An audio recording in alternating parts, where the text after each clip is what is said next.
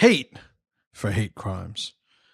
What's up, folks? This is Justin Garcia, a.k.a. Master Chim, and I'm here with the white hate, the big white hate, Patrick Kelly, white boy Pat. What's up? And welcome to another episode of The Pressure Project. ThePressureProject.com is our website. Info at ThePressureProject.com is our contact email. Please send us those messages. We enjoy reading them. And finally, YouTube.com/ThePressureProject is our YouTube channel. Please subscribe. A lot of people have been asking about what's going on with the site. And I guess as expected, but truly appreciated nonetheless, we've been getting a lot of support for the model that we presented ourselves as moving toward, which is a paid membership model with exclusive content within the membership side of the site.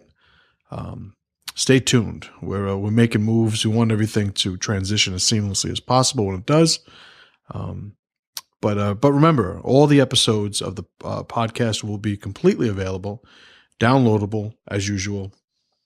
We'll just be keeping probably 2-3 weeks, maybe even a month's worth of episodes available before they transition to the membership side of the site. But enough about that. So today we're talking about hate crimes. We're talking about our hatred for hate crimes. Correct. The weakness that is hate crimery. And let's start off with a definition. Okay. Hate crime laws in the United States protect against hate crimes, which are also known as bias crimes, motivated by enmity or animus against a protected class. So a hate crime is basically a crime with a sort of layer of emotion on top. Yeah. It is I didn't murder you. I murdered you because I am prejudiced against you. Yes. I murdered a black guy because I hate black guys. That makes it a hate crime. If I just murdered the black guy, there is no implied hate involved in the murder. No. So it's really, it's a way for the government to protect certain classes of people, which the case has been made as being a sort of oppressed group. Yeah.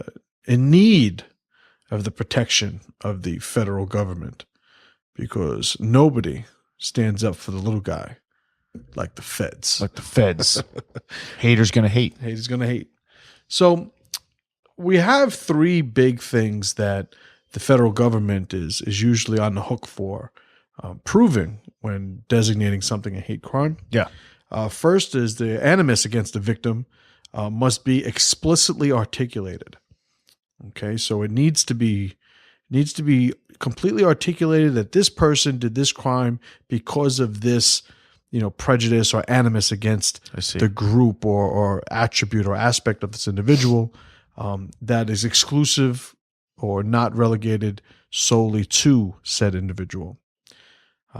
He's a black guy. I killed him because I hate black guys. Yeah, that needs to be articulated, right? Second, state or federal authorities will officially keep track of the number of incidents by recording them as hate crimes. So when these hate crime laws were passed on a federal level, and specifically we'll talk about the Matthew Shepard, James Byrd Jr. Hate Crimes Prevention Act, they also started these stats.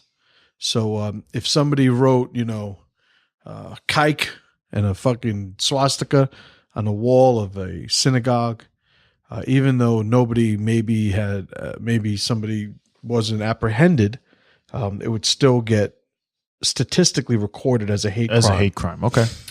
Even if, the rabbi did it himself.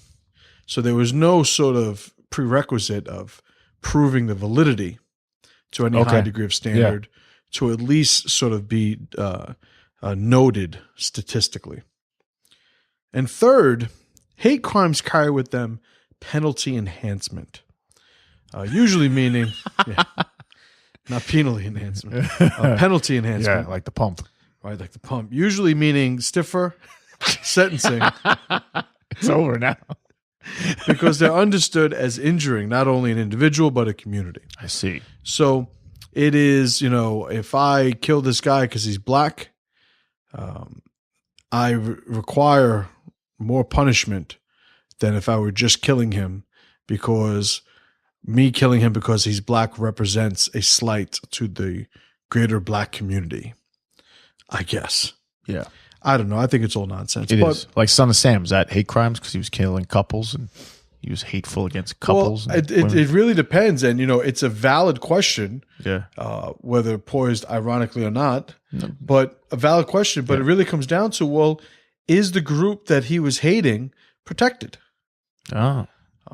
So there are, but it brings you. Yeah, that's points out how ludicrous Right, it is absolutely right there. ludicrous. And it's one amongst many points about that are brought up criticizing hate crime laws. Yeah. And even the mindset that would lead one to become a proponent for hate crime laws. I have a list of things that I have against hate crimes, and I'm going to read the whole list, and okay, we'll go through one by one, I guess. And if you hate lists, back off. That's right, back off. So, turns out hate crime legislation may not be constitutional. Okay, there's something called double jeopardy, which says that we can't be tried and prosecuted for the same crime more than once. Yes. Which is exactly what winds up happening. They cannot be put twice in jeopardy of life or limb. Right. Fifth Amendment. So you, thank you. That was good. Appropriate. Very good. But you'll see that locally you'll have somebody prosecuted, and the way it usually plays out is they're acquitted, and then there's a huge public uproar, and then the feds come in and try the person again for some other thing. Well, for hate crimes, for civil rights violations, civil rights violations, right? They build up the bullshit, and that's what winds up happening. So you wind up having somebody who has endured a trial of their peers, according to our justice system, was acquitted, and it's like no.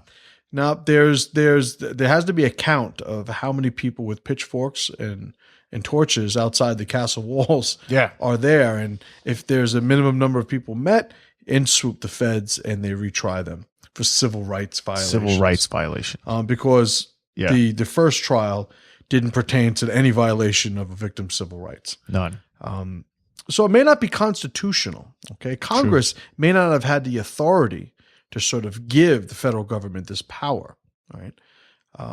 Also, it implies less representation for unprotected groups. Yes, it does. So I hate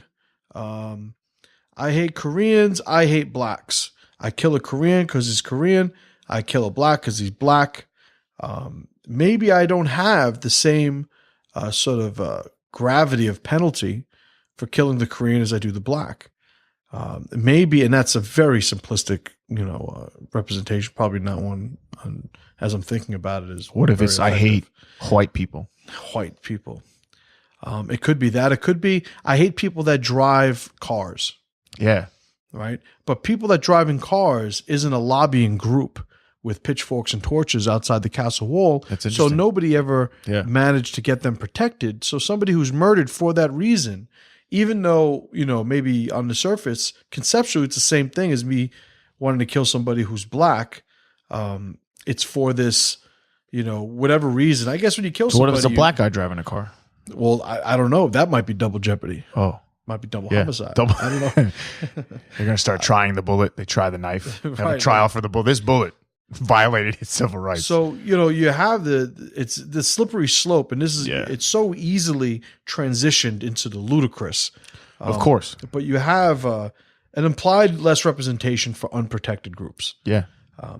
Is the loss of a life of any individual less than another simply because the other is part of a group that is sort of campaigned for as being an oppressed group. Yeah, on the endangered species list. Right. If you kill a bald eagle.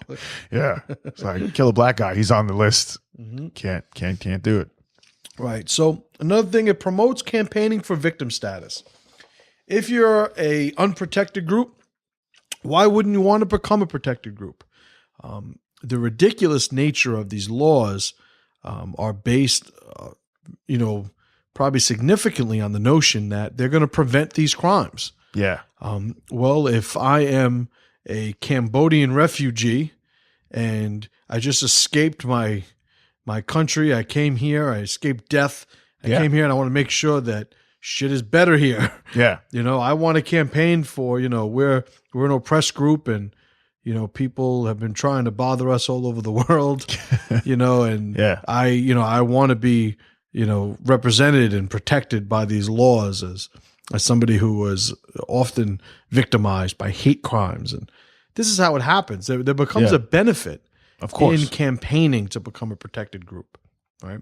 And there's no official protected group status.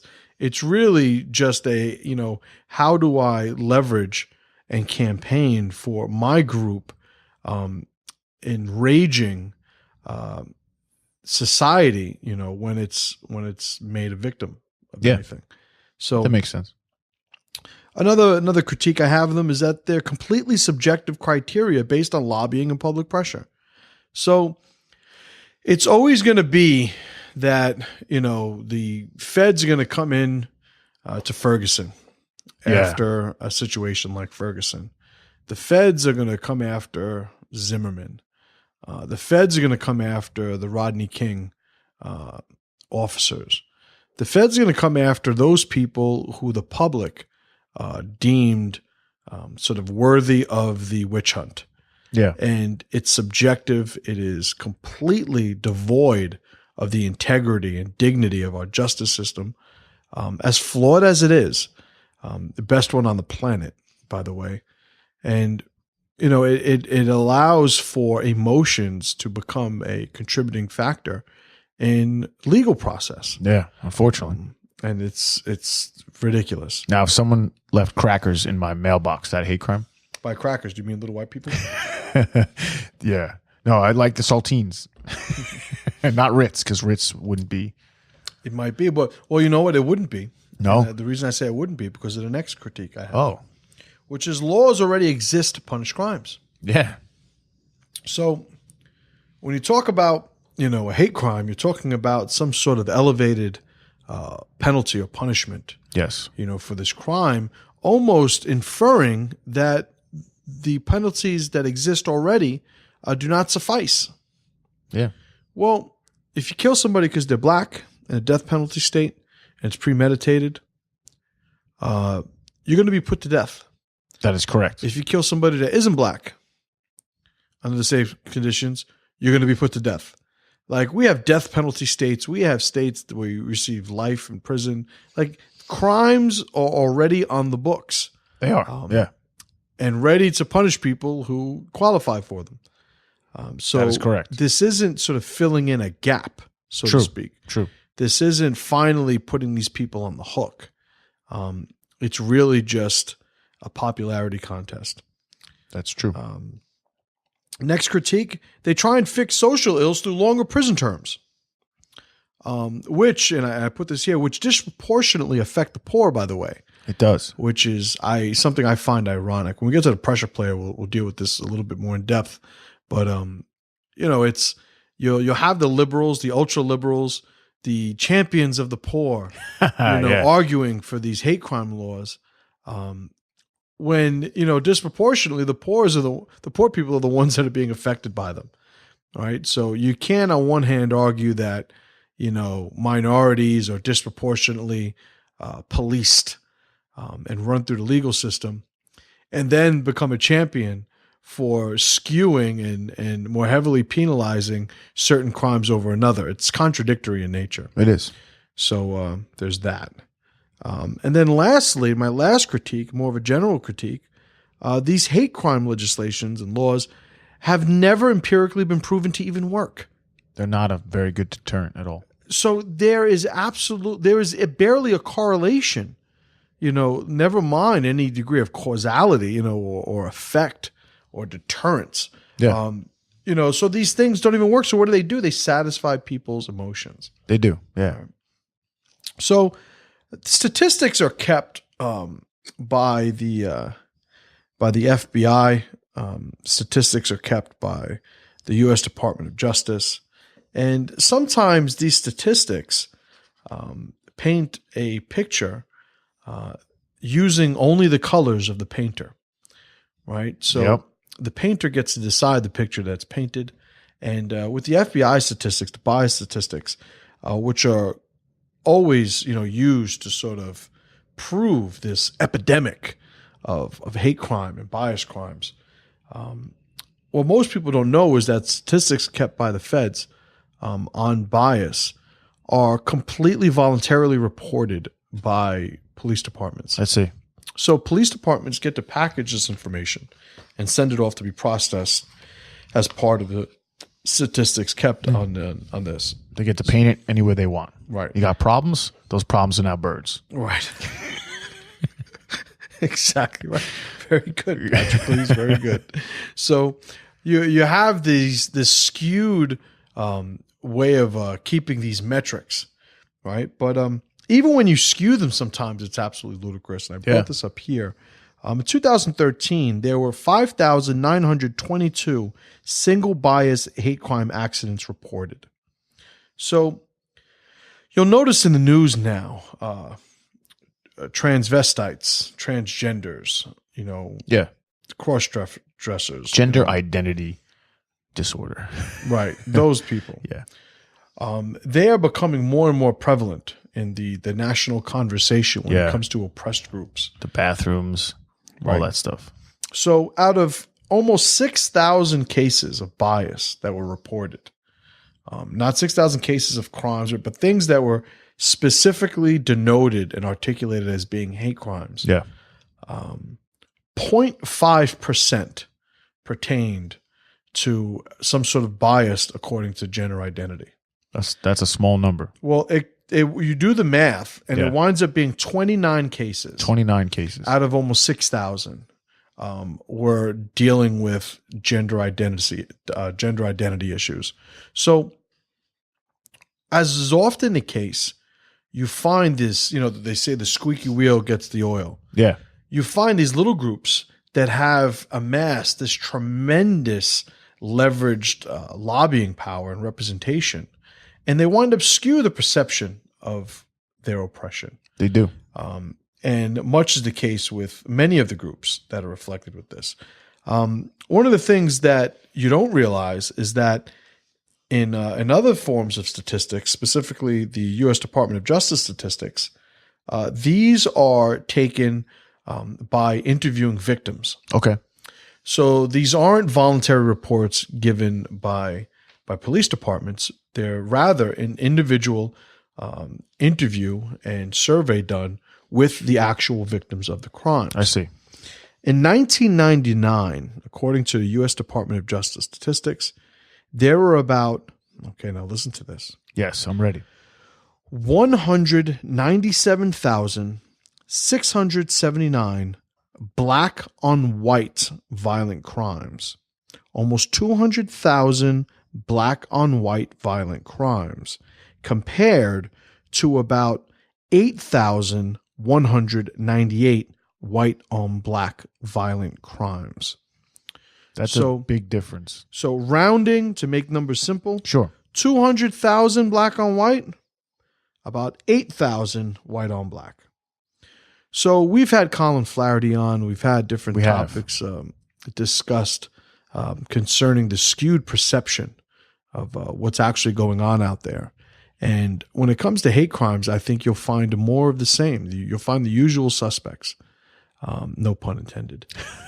You'll find this misrepresentation of victimhood and victimization among certain groups that basically controls the national conversation and the narrative of the media. Yeah. When you look at the numbers from 1999, one would say that, well, hate crimes should be referring to, in this particular case, when it comes to race, black people performing hate crimes on white people. Hating on some white folks. And you hate to sort of make a case anecdotally, but one needs to only look on Colin Flaherty's Facebook page, and you will find case after case after case of black people on video expressing their disdain for somebody who's white, bringing up their whiteness repeatedly during an incident that involves violence, whether they're being robbed or just beaten down. They haven't, they get knocked out. Getting kicked about the head, neck, chest. Right. So they're always talking about their whiteness. Yeah. You don't find the videos the opposite way. Right. No, not. And remember, and the reason I bring this up is because this is supposed to be a hate crime epidemic. Yeah. The black people hate crime epidemic. Correct. So more than 20 times as many people, obviously, black on white crime than white on black. Even more remarkably, there were about 20,000 black on white rapes or sexual assaults, while the number of white on black rapes or sexual assaults was somewhere between 0 and 33. That's a big difference. So 20,000, less than 33. Black on white rapes, therefore, were at least 600 times as common as the reverse. So you don't hear about this. Why? Because it isn't congruent with the national narrative. Yeah. So now we're the pressure guys, right? We're talking about reclaiming masculinity. Lately, we've been talking a lot about race. And why is that? It's funny. I was doing an interview yesterday or 2 days ago. I forget. It's all a blur. It all becomes one big day. Right. On the Realist Report, Yeah. right, with John Friend. Great talk I had with him. And I brought up, because he brought up, he said, lately you guys really seem to be, delving, headfirst into the race issues.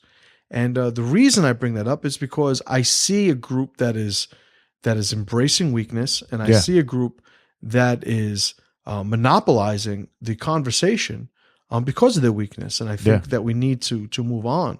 And the group I'm referring to are the race baiters, the people who still espouse some sort of conspiracy of victimization amongst minorities. Yeah. And I think it's nonsense. And when it comes to the hate crimes, it's just another application of the same mindset, the same philosophy. There's a group who is a victim. There's no way that they can fend for themselves, and they need special protections because they're too weak to protect themselves. And I think it's ludicrous. So let's talk about Matthew Shepard and James Byrd Jr. So now, Matthew Shepard and James Byrd Jr. were the two names attached to the Hate Crime Prevention Act, which was passed, I think, in like 2011, maybe 2010, 2011. And it was originally just a Matthew Shepard one, right? And then they added it. Yeah. Right. They had to add they had the gay guy, they had to add a black guy. Understood. So Matthew Shepard was murdered heinously. Yeah. What he went through was absolutely deplorable. It was disgusting. It was probably as cruel a crime as you'll find being perpetrated these days. And the argument was he was murdered because he was gay. Correct. So he was approached by a couple of guys at a bar who acted like they were gay. Yeah. At least one guy acted like he was gay. They lured him out. They robbed him, and then the stories, go in every direction. Yeah, they tied him up to like the post. Right. But they say that, what really sparked the violence was gay panic. Gay panic. It was, that he made an advance towards the guy, and it escalated the guy's reaction to the situation. And they wound up torturing him and killing him. Correct. Absolutely deplorable, disgusting act. Yeah. Matthew Shepard's name is attached to the Hate Crime Act because of that. Yep. Well, McKinney and Henderson, those are the two individuals that were arrested and charged with attempted murder initially. It's worth noting that Matt Shepard survived the initial ordeal and died. He succumbed to his injuries, some days later. Yeah. So they were originally charged with attempted murder, kidnapping, and aggravated robbery. Henderson pleaded guilty to murder and kidnapping and agreed to testify against McKinney in order to avoid the death penalty. So he would have received the death penalty. That is correct. But plea bargained to testify against his partner in crime to avoid it. He received 2 consecutive life sentences. So no way he's getting out of jail ever. Correct. The jury found McKinney guilty of felony murder not guilty of premeditated murder. As they began to deliberate on the death penalty, because he was going to get the death penalty too. That is correct. Matthew Shepard's parents actually brokered a deal with prosecution, resulting in McKinney also receiving 2 consecutive life terms without the possibility of parole. So we're talking about the impetus, right? The motivation, the inspiration for a hate crimes act. Correct. Yet in this act, both offenders were originally subjected to a death penalty prosecution, and one through plea bargaining, the other through a negotiation and bargaining with the parents of the victim. They both avoided it but are in jail, each serving 2 consecutive life sentences without the possibility of parole. Why there is a need for legislation after hearing the story is baffling to me. I agree. James Byrd Jr. James Byrd Jr. Yeah. And this is in Texas, I believe, somewhere. Also brutally, just mercilessly tortured and murdered by a group of men who beat him, tied him to the back of a truck. Yeah, urinated on him. And just drove him around. Yeah. He was alive during the entire ordeal. Correct. Eventually, truck made a turn. He hit into some sort of like a bank or something. It was like those tubes where water travels under the underground. Culvert, right? Yeah. And when he hit that tube, it separated his head and his arm from his body. Correct. Eventually, obviously, killing him. Just a brutal way to enact violence on somebody, and completely unwarranted, unprovoked. Completely because they, or at least 2 of the 3 guys, hated black people. Correct. So, James Byrd Jr., complete victim of racist violence, his name was also attached to the Hate Crime Prevention Act. But what happened to his guys? Well, 2 of them were convicted and received the death penalty. That is correct. One of them has already been executed by lethal injection. The other one remains on death row. And the third man, who I think is Berry, is receiving life in prison. That is correct. 2 of the offenders were known white supremacists, members of neo-Nazi type organizations, had tattoos that backed it up. The third member was the friend who went along with it, didn't have the wherewithal to prevent it, was not as brutally motivated as the other 2, and eventually went down with his friends. On a side note, they tried saying that the third friend actually cut Byrd's throat before they started dragging him. That's correct, yeah. And the forensic evidence, contradicted that. So they said he was conscious. He was conscious the whole time. Yeah, trying to hold his head up. Right. And they said forensically that is how they proved that he was conscious during the entire ordeal. And there was also, no trauma to the brain. That is correct. So he was aware of what was going on right up until the end. So the third guy, Berry, was given a life sentence, but not given a death penalty because he's not the one that specifically enacted the violence, or drove the events in a direction they eventually unfolded in. So here we have another case of somebody whose name is attached to legislation, federal legislation, who out of his 3 offenders, his 3 attackers, 2 of them got the death penalty, 1 received life in prison. Yeah. I don't look at his case, and as much of an absolute tragedy as it is, I don't look at it and say, we need more laws because this didn't work. We need more laws. The legal system completely worked. So I find it odd that, this is, when you're talking about hate crimes, this is the reaction that people have. Yeah. They see these cases and they say, yeah, we need to do more. And I think that is the very emotional reaction that people have. We should kill him twice. Yeah, we need to do more. This isn't right. This is unfair. Well, we have laws. We do. The laws work. So now, getting back to some of my bullet point criticisms, why do we sort of run the risk of jeopardizing the legitimacy of our legal system, when we do have hate crime legislation, is we undermine the validity of our legal system as it is. We do. We undermine the designs of our forefathers for with the Constitution and the Bill of Rights and those rights that we have as citizens of the United States, and those systems of checks and balances that were designed so specifically and with such a nuanced touch, with such an unemotional approach or perspective to governance. We run the risk of undermining the validity of it all. Of course. And we say, no, feelings need to be addressed. Feelings need to have a seat at the adult table. And obviously that's something that, we're never going to support. No. So let's move on because I want to get to the pressure player on Unicorn, but we're going to go to our mantelpiece. So this mantelpiece, we actually got a little bit of a treat. I wanted to do this. I've been looking for a reason to get this book up here for a while. And it's Awaken the Giant Within by Anthony Robbins.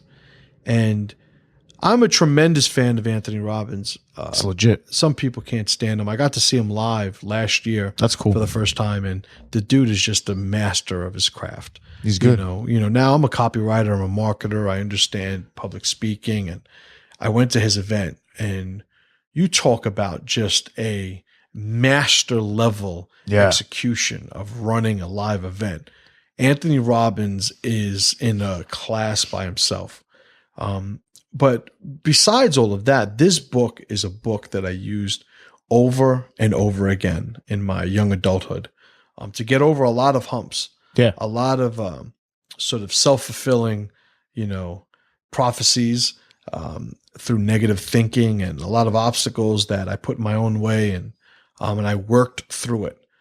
So I figured this would be just as appropriate a situation as any, because I too, when I was using this book, was put in a situation where emotion wanted a seat at the table. Yeah, and I had to maintain enough discipline to keep it at bay and deal with things, pragmatically. Yeah. So a little treat though. This is the actual book that I had. Probably from the time I was 22, 23 years old.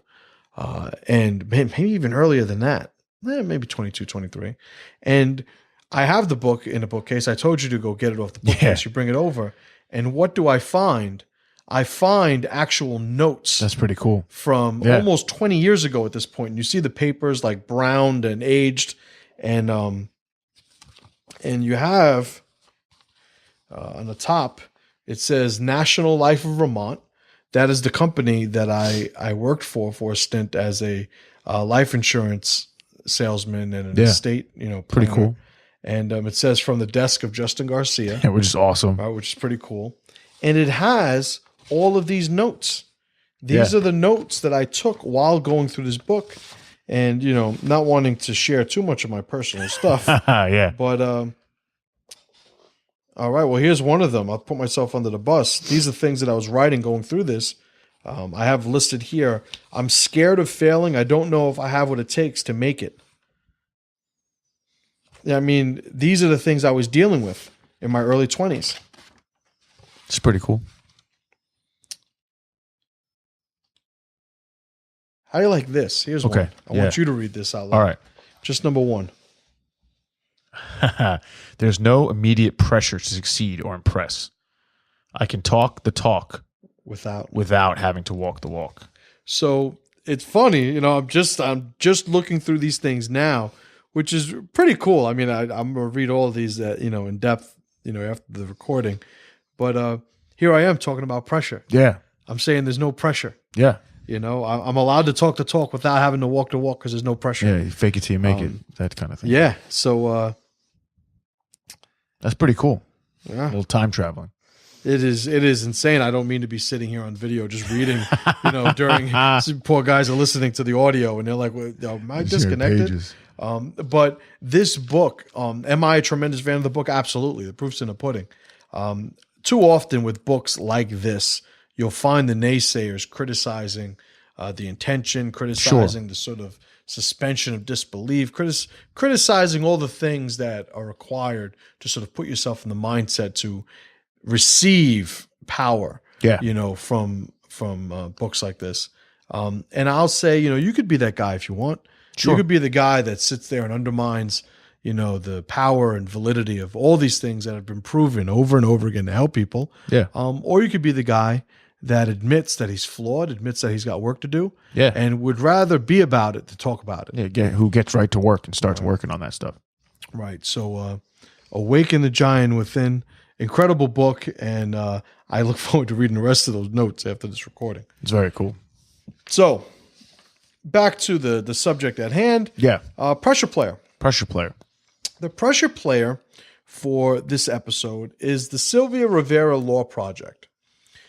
So now this is probably the only individual thing we're going to agree with the Sylvia Rivera Law Project on. Understood.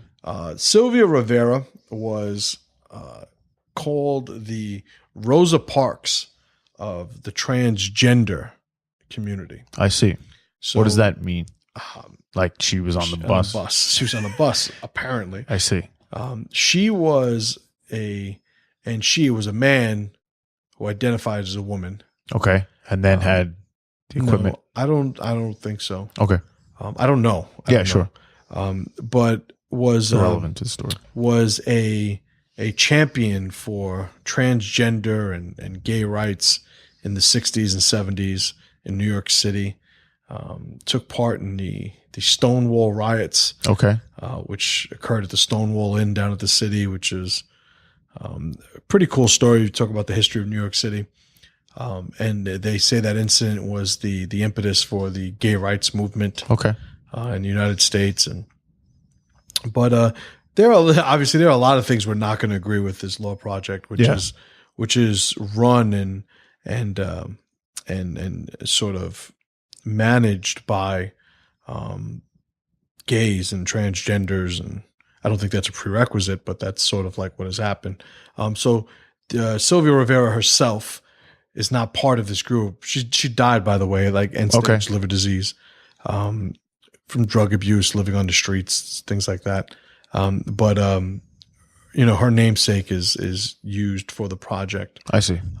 But anyway, so you'd think when it comes to hate crime laws, an organization like the one I just described is going to be at the forefront. They'd be all for it. All for it. Yeah. Not the case. No. Not the case. Not the case. They're against hate crime legislation. They are. And they have a statement for it. And I respect the statement because I think it's a position that was come to. It's not just because of a position that I agree with, but when you hear the logic and reason, it's actually impressive that you have a group that represents a usually, emotional crowd, and refuses to succumb to that emotion, right? Correct. So this is a statement that the Sylvia Rivera Law Project put out when it took this public stance of being against hate crime legislation. SRLP, Sylvia Rivera Law Project, opposes the use of hate crimes legislation as a way to protect queer and trans people, as well as people of color, people with disabilities, immigrants, and all marginalized peoples. We believe hate crime legislations build up systems that cannot protect us and deflect resources from systems that sustain and support our communities, such as education and healthcare. So they bring up a point here that we hadn't brought up before, which is another reason why this is ridiculous, is because the libertarian element. If you want to create a federal sort of body to prosecute hate crimes on a federal level, it takes money. It does. It takes committees. It takes groups of people. Yeah. It takes resources. It takes resources going from point A to point B, which take away from from point A. Yeah. And with the statement here, the Sylvia Rivera Law Project says just that. Says, look, these things, number one, they don't prevent what they're trying to prevent. No, not at all. And they just wind up taking resources away from other things. So if you're talking about money and resources that are geared towards, minority victimization type endeavors, which I'm sure now, I got to throw these people under the bus somehow. I guess the Sylvia Rivera Law Project probably agrees with every other application of this victimization. Yes. But they rightfully don't want resources taken away from things they believe in. Correct. To be put into something that they don't, which has never been proven to work. So for this episode, and I think it takes a very, very nuanced episode and theme for us to make them the pressure player. Yeah, but it fits. We're going to give credit where it's due. It fits. Here's a group that is certainly using their logic. Logic over emotion. Logic over emotion. Absolutely. Yeah. All right. So now the unicorn. The unicorn, this piece of shit. Congressman John Conyers. Right? So John, not to be confused with John Connor, who's awesome. Yeah. From Trent, Yeah. So John Conyers is a Detroit politician who's been in Congress for like 40 something years. Awesome. Not awesome. Not awesome at all. Nah. He is a liberal Democrat, just shill. His wife is the one we spoke about one episode. Do you remember where she was part of the city council and she was arguing in the city council meeting, and the one who was proctoring the meeting was like telling her like he had her removed. Yeah, of course. And she was arguing with 8th graders. Yep. And another thing when they were saying that, why did you act like that? You shouldn't be losing your temper. That was amazing. You're an adult. She was like, and she was arguing, and she was a moron. I don't have to listen to the little people type of persona. Correct. She wound up doing like 3 years in a federal jail for bribery. Correct. And embezzlement. And this is her husband, right? Yeah. Much older than she is. Real recognize real. Real recognize real, son. and when it comes to this hate crime legislation, he's the one that introduced it, all right, to Congress. He didn't only introduce it; he introduced it 5 times, and eventually it had the support to actually become law. Eventually signed into law by one President Barack Hussein Obama. Yeah. So John Conyers, and I'm going to read a little excerpt about him, about a speech that he gave. Okay. In October 2010, in a speech to the Democratic Socialists of America. Is that a typo? No. Okay. To the Democratic Socialists of America, he suggested America is on the road to nuclear annihilation. Okay. This 80-something-year-old guy from Detroit has come to the conclusion that America's on the road to nuclear annihilation. Skynet. Skynet's coming.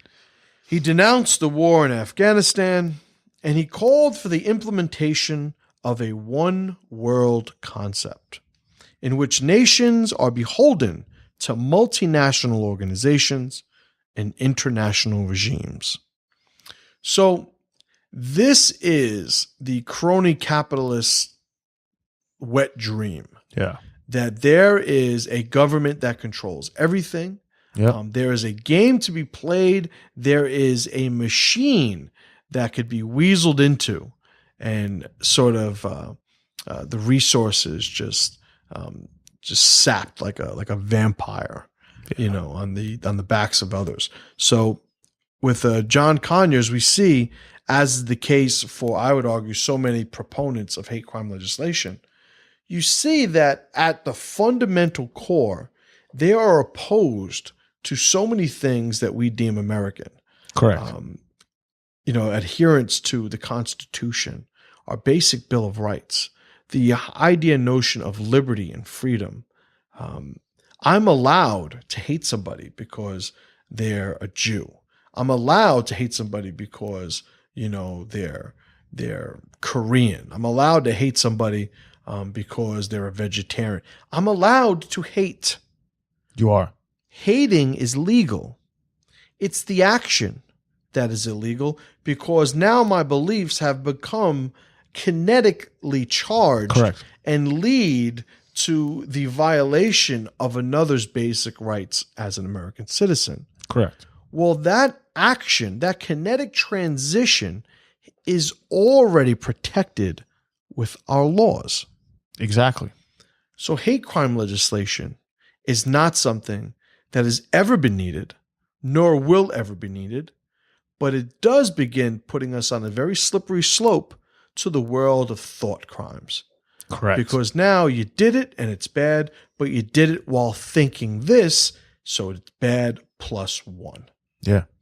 Or they'll come take you out of your house and say, what were you thinking today?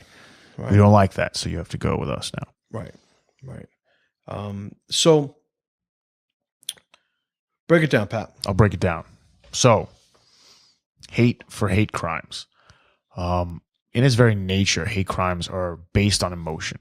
If I get in a fight with somebody and let's say for some reason I use a racial slur and I punch him in his face, am I now I'm going to be charged with a hate crime? It wasn't just a fist fight. That's ridiculous.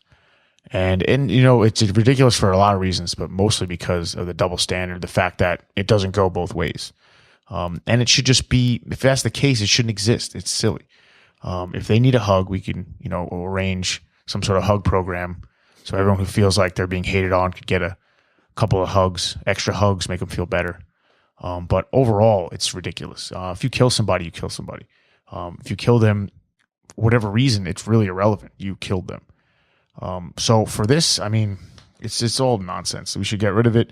There should be any sort of hate crime legislation. There shouldn't be any sort of special double standard where, we kill someone twice because they hated the person why they killed someone. It's stupid. Agreed. Here at the Pressure Project, we're against weakness.